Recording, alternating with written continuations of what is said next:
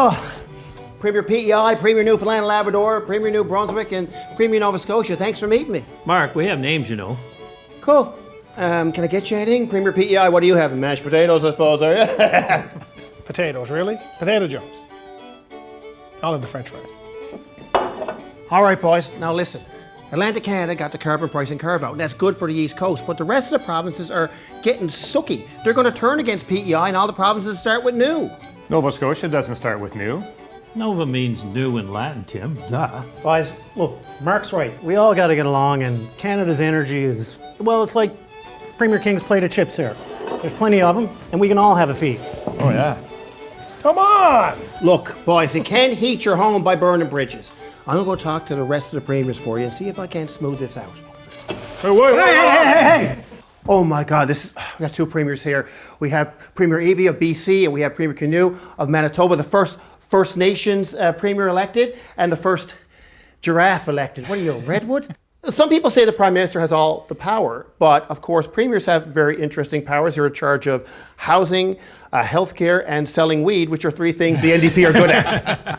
Now, what advice would you have to Prime Minister Trudeau about how to bring this country together in these difficult times? Yeah, I think you got to focus on the people, focus on the working person out there who's having a tough time getting by. That's not going to happen. He's not going to do that. Premier of the Yukon, I'm very excited to meet you. Big fan of yours. I know you're not just a Premier of the Yukon, you're also the Minister of Tourism and Culture, you're the Minister of Economic Development, Minister of the Liquor Corporation, Minister of the Lottery Commission. You're basically the whole freaking Yukon government. And how do you feel about the Atlantic Canadian home heating oil carve-out? I'm a little pissed. Why? It'd be nice to get a phone call before it all rolled out. Prime Minister didn't call you? No phone call. Justin, call the Premier of the Yukon. The number's flashing on the screen. Call now. Who should I talk to get this straightened out? Probably the most powerful premier in Atlantic Canada. Who's that? Danielle Smith. Alberta. Thank you, sir. Oh my God, Danielle Smith, Premier of Alberta. This is very exciting for me. As a Newfoundlander, meeting the Premier of Alberta is kind of like meeting the Wizard of Oz, because there's no problem in Atlantic Canada that can't be fixed by moving to Alberta.